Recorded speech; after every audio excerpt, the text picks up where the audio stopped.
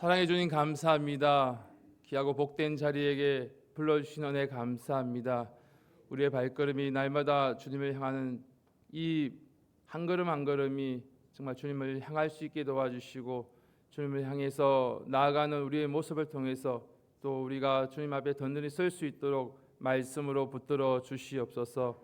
이 시간 함께 할 줄 믿사오며 예수님의 이름으로 기도드렸습니다. 아멘. 사도신경 하시겠습니다.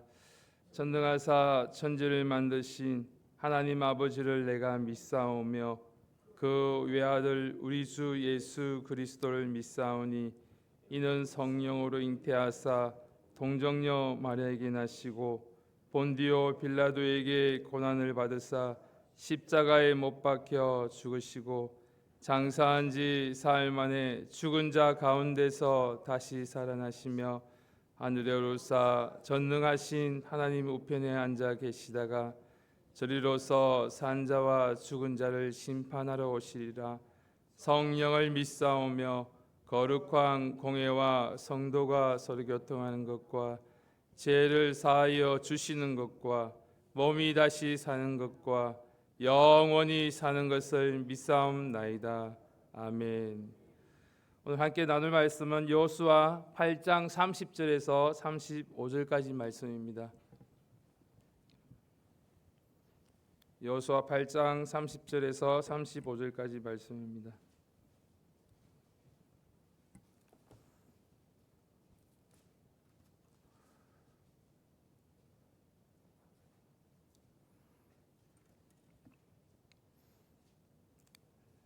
제가 가진 성경 구약 332페이지입니다. 여호수아 8장 30절에서 35절까지 말씀입니다.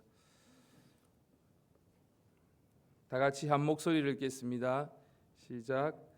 때 여호수아가 이스라엘 하나님 여호와를 위하여 에발산에 한 단을 쌓았으니 이는 여호와의 종 모세가 이스라엘 자손에게 명한 것과 모세 율법책에 기록된 대로 절연장으로 다듬지 아니한 새 돌로 만든 단이라. 무리가 여호와께 번제와 화목제를 그 위에 드렸으며 여호수아가 거기서 모세 기록한 율법을 이스라엘 자손의 목전에서 그 돌에 기록하며 온 이스라엘과 그 장로들과 유사들과 재판장들과 본토인뿐 아니라 이방인까지 여호와의 언약궤를 맨 레위 사람 제사장들 앞에서 계회의 좌우에 서되 절반은 거립산에서 절반은 에발산에 섰으니 이는 이왕이 여호와의 종 모세가 이스라엘 백성에게 축복하라고 명한 대로 함이라. 그 후에 여호수아가 무릇 율법책에 기록된 대로 축복과 저주하는 율법의 모든 말씀을 낭독하였으니 모세의 명한 것은 여호수아가 이스라엘 온 회중과 여인과 아이와 그들 중에 동거하는 객들 앞에 낭독하지 아니한 말이 하나도 없었더라. 아멘. 인생을 산에 오르는 것에 비유할 때도 많이 있습니다. 정상에 오르면 끝이고 목표가 분명하기 때문입니다. 그러나 어떤 이는 인생은 산이 아니라 사막과 같다고도 이야기합니다. 산은 변하지 않지만 사막은 끊임없이 변하기 때문입니다. 바람이 불면 길이 사라지고 또 새로운 길이 생깁니다. 사막을 지나는데 필요한 것은 지도보다도 나침판이 필요합니다. 지도가 가리키는 길은 언제든지 없어질 수 있지만 나침판은 언제나 방향을 알려줍니다. 우리의 인생길에서 나침판은 바로 하나님의 말씀과 은혜입니다. 오늘 본문 여호수아가 승리의 순간에 걸음을 멈추고 나침반 되시는 하나님 앞에서 방향을 점검하는 장면입니다. 아이성과 전투에서 이스라엘은 한 번 패배한 경험이 있었기에 아간의 범죄로 인해서 하나님을 의지하지 않고 교만하게 나아갔다가 참패를 당한 그 경험을 토대로 해서 또 다시금 하나님 앞에 회개함으로 정결한 과정을 거친 뒤에 두 번째 싸움에서는 승리하는 오늘 말씀을 통해 어제나 계속 우리가 보고 있습니다. 이제라면 곧 다음 전투에 나가서 또 승리에 나가서 전투를 할 수 있을 것 같지만 여호수아는 멈추어 백성을 이끌고 에발산으로 갔습니다. 오늘 30절 말씀 다 같이 읽겠습니다. 8장 30절 말씀입니다. 시작. 그때 여호수아가 이스라엘의 하나님 여호와를 위하여 에발산에 한 제단을 쌓았으니 아멘. 때에 여호수아가 이스라엘의 하나님 여호와를 위하여 에발산에 한 단을 쌓았으니 전쟁이 끝나고 승리했지만 그들은 곧장 다음 전쟁으로 가지 않았습니다. 하나님 앞에서 멈추어 제단을 쌓고 에발산 예배하고 또 말씀을 새기고 온 공동체가 말씀을 듣는 자리에 나아갔습니다. 왜 멈춰야 했을까요? 승리의 순간에 가장 위험하기 때문입니다. 승리가 교만을 낳고 방심을 불러오기 때문입니다. 잠언 19장 2절에 지식이 없는 소원은 선치 못하고 발이 급한 사람은 그릇하느니라고 말씀하셨습니다. 아이성 첫 전투에서 실패한 이유가 바로 이것입니다. 하나님께 묻지 아니하고 자기 경험에 의지했기 때문입니다. 그러나 이제 여호수아는 교훈을 얻습니다. 승리 후에 반드시 멈추어 하나님 앞에 서야 한다는 것을 알았던 것입니다. 31절 말씀 제가 읽어드리겠습니다. 이는 여호와의 종 모세가 이스라엘 자손에게 명한 것과 모세의 율법책에 기록된 대로 절연장으로 다듬지 아니한 새 돌로 만든 단이라. 우리가 여호와께 번제와 화목제를 그 위에 드렸으며 아멘. 여호수아는 다듬지 않은 새 돌로 단을 쌓았습니다. 절연장을 다듬지 않은 이유는 무엇입니까? 제단에는 인간의 솜씨나 공로가 묻으면 안 되기 때문입니다. 승리는 전적으로 하나님의 은혜라는 고백이 담겨 있습니다. 그리고 그 위에 번제와 화목제를 드렸습니다. 번제는 제사함을, 또 화목제는 감사와 교제를 의미합니다. 승리 후에 가장 먼저 회개와 감사로 나아간 것입니다. 신학적으로 보면 우리의 번제와 화목제는 예수 그리스도의 십자가입니다. 예수께서 단번에 드리신 희생의 제사로 우리는 용서와 화목을 얻었습니다. 그러므로 오늘 우리가 승리 후에 가져야 할 것이 있다면 예배의 중심으로 십자가 앞에 다시 나아가는 것입니다. 32절 말씀, 여호수아 8장 32절 말씀 제가 읽겠습니다. 여호수아가 거기서 모세의 기록한 율법을 이스라엘 자손의 목전에서 그 돌에 기록하매 아멘. 여호수아는 돌에 율법을 새겼습니다. 공동체 전체 앞에서 우리는 말씀으로 사는 백성이라고 고백을 새긴 것입니다. 신약의 바울은 고린도후서 3장에 보면 율법은 돌판에 새겨졌으나 복음은 성령으로 마음판에 새겨라고 말씀하셨습니다. 우리에게 필요한 것은 돌에 새긴 율법이 아니라 성령께서 마음에 새겨주시는 말씀입니다. 승리 후의 자랑이 아니라 말씀을 붙잡는 우리 공동체가 될 때 진짜 강한 모임이 되고 교회가 될 줄 믿습니다. 33절 말씀 제가 읽어드리겠습니다.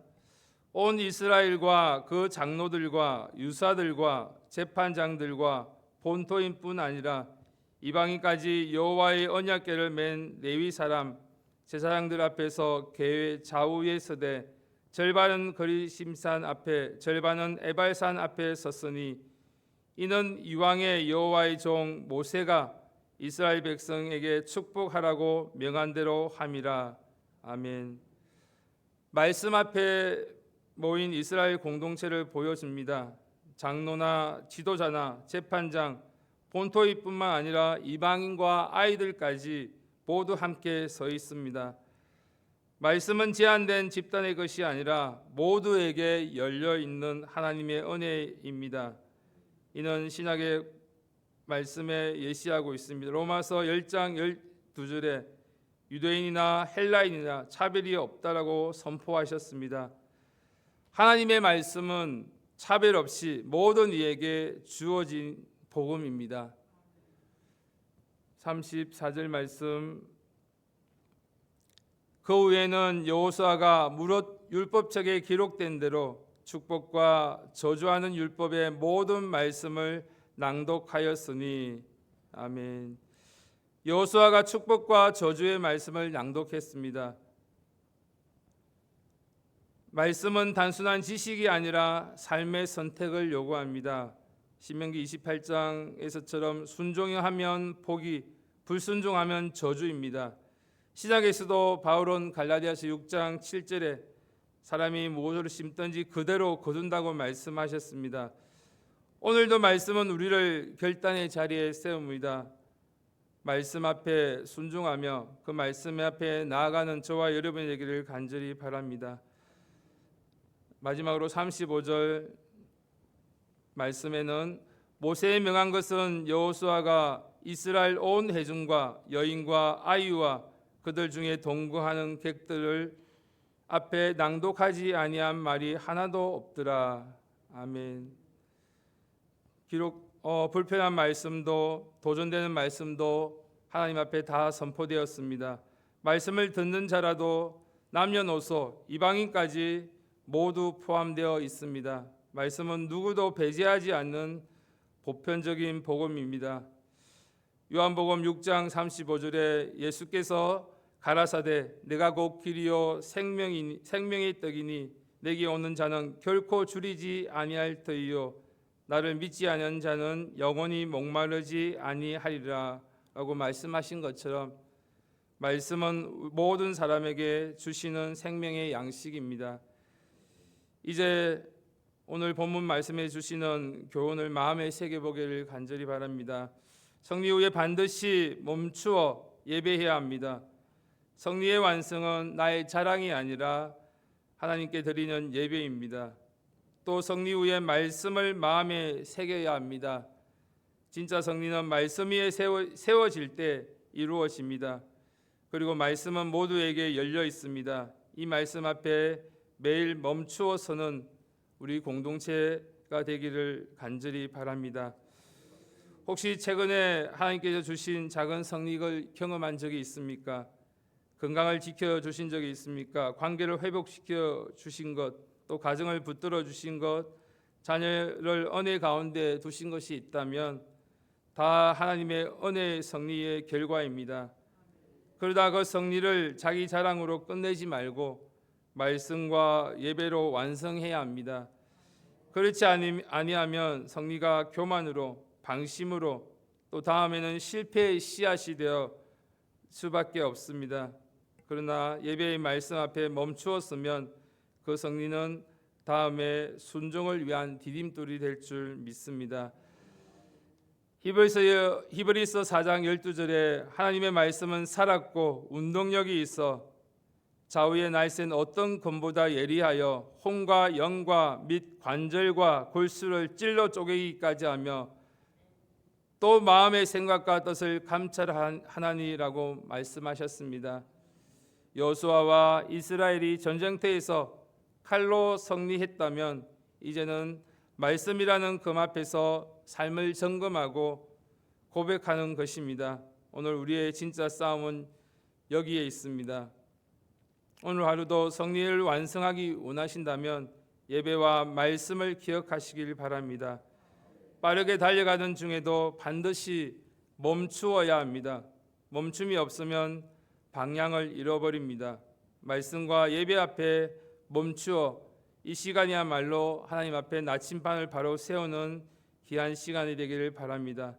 이 멈춤이 우리 가정과 또 일터와 우리 교회의 교회 안에서 또 끝까지 성리의 삶을 사는 저와 여러분들이기를 간절히 바랍니다.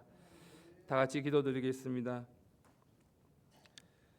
하나님 아버지, 오늘도 말씀을 통해서 성리의 완성은 예배와 말씀을 배움에 있음을 또 깨닫게 되었습니다. 성취 후에도 멈추지 아니하며 또 예배하며 말씀 위에 서게 도와주시옵소서. 교만을 버리게 도와주시고 날마다 감사로 주님께 나아갈 수 있는 우리의 삶이 되게 도우시고 인도하여 주시옵소서.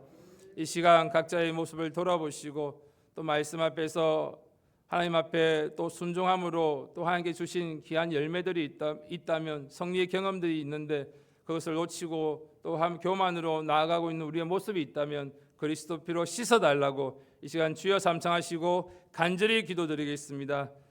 주여, 주여, 주여.